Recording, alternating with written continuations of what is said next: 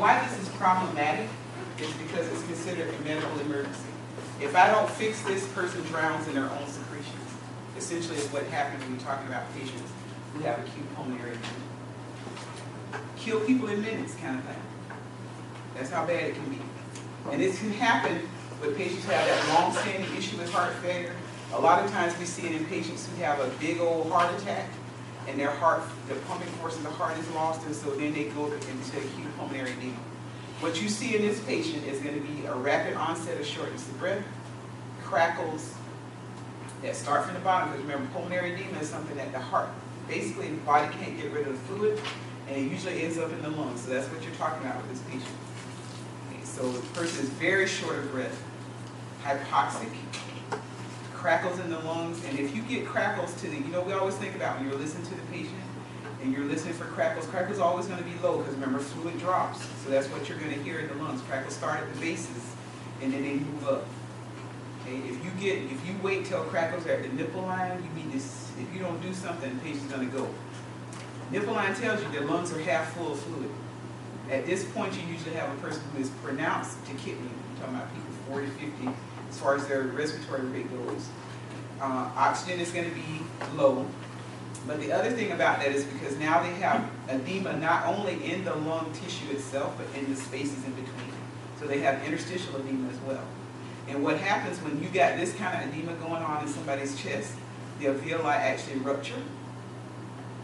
And then you just see air. This is a person that produces sputum and they're not even trying. That they can be talking to you and it's just coming out of their mouth. You just put a Yankar there, and just put it there, and it just keeps coming.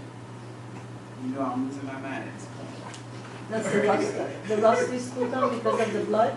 It's blood-tinged sputum. So that's pink, frothy sputum. You've heard people say about that one. When you see that, if you don't fix it, call the priest. Or whoever. All right? If you don't correct this problem now, the patient is dying in their own secretions. Basically what you have is the alveoli are rupturing because they have so much fluid in them. Blood is what makes it pink. It's coming through, the alveoli are rupturing, so that's just free air. When you see this happening, and it can just come. Patient's not trying to cough up anything, it's just coming because it has nowhere to go but out. You could put a Yankar here when a person has that and just suction continuously. And I'm losing my mind, okay? This is a person who needs Lasix and a lot of it, okay? Now you know if you give Lasix too fast, it causes problems. Causes problems with your hearing. So you sometimes you'll see a patient get 200, 300 milligrams of Lasix. They'll hang it in a 50 cc bag to run over like 10 minutes. You know, like somebody can get 300 milligrams of Lasix, yeah. Well, it's a lot, but I got to get rid of the fluid this person has. But the reason you don't do it fast IV push and you're tempted to do that, you just run it, yeah, I'm going to give a person 50 cc's of fluid, but I'm giving you 300 of Lasix. So I know I'm going to get rid of that. Put a full catheter in the patient because you need accurate INO. You're going to give O2, you're going to give nitrates, and you may give morphine. Because remember, morphine is going to vasodilate, helps my diuretics work better, calms my patient. Because remember, if a person can't breathe, they're anxious, fighting with you, maybe confused, all that kind of stuff. So a little bit of morphine to take that edge off is a good thing. All right? Calms them, slows the respiratory rate, and it's also going to help you with vasodilatation. They may also get nitrates, because that's also going to help with vasodilatation. So that's the kind of thing. This one is not one you can go like, okay, let me Google it. Take care of the patient with this one. And you're usually going to see it in a person who has acute decompensated heart failure. It says, yes, this person either had a history of heart failure before, now they're full up. And you know that when you think about this person that comes to you, you may have seen them when you take care of them in the hospital. Yeah, they have some swelling in their ankle and feet, but when you see people with all the way up to their knees, because you can tell. You know, sometimes you can't. I'm a big girl. You have a hard time telling on me. Take your finger and press on their tip, go up the leg on the tibia, and wherever you leave your fingerprint is, you can tell how much edema they have. Okay. That's what they're talking. I've seen people with all the way up to their knee doing that. Because you shouldn't be able to leave your fingerprints on people's legs. So when they're edematous, you do that.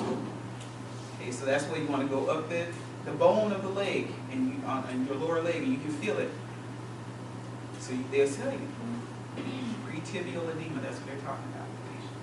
and they'll tell you what level they go up to when you're talking about the edema that the patient has. Those are things that kind of tell you, hey, I need to take care of this in the patient. Also, we want to make sure this patient is not worsening in their symptoms. You know, we talk about this acute pulmonary edema, but if you have a person who actually has, they've had heart failure for a while, and now you're monitoring them, one of the things that kind of leads you to that this person is getting worse is that they don't pee during the day. They only pee at night. No, that's not. They urinate too. Okay. I'm saying that wrong on tape, right? But the thing about it is when you have a person that's waking up a lot during the night, the only time their kidneys are getting fed is because they're laying in the bed. So the kidneys now filter and they're actually producing urine. So if you got a person that's getting up a lot at night, they tell you I have nocturia.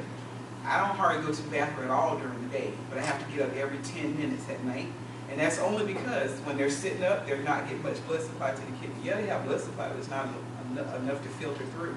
When they lay in the bed, it actually goes through, so then the person is awake all night. So those are things that tell us their heart failure is actually getting worse, and we might need to change their medication. Is this like throughout the night or just a couple times? No, it's usually pronounced. So they'll tell you it's different. It's not like, yeah. You know how we may get up a couple of times or something like that. Yeah, like, oh, yeah. No, Will, you don't have heart failure. But it's you know, it keeps you from sleeping. They notice the difference kind of thing. Almost like a guy who has prostate pride. I gotta get up every 15 minutes or something. But usually it's like every hour, every 2 hours. You can usually tell the person, because they weren't doing that before, and now all of a sudden they have to go to the bathroom all the time. All right. So now you have a video that's going to go heart failure. Y'all want to take a few minutes while I get this together? Yeah. All right. So, and then I'll use the video on it. Yeah.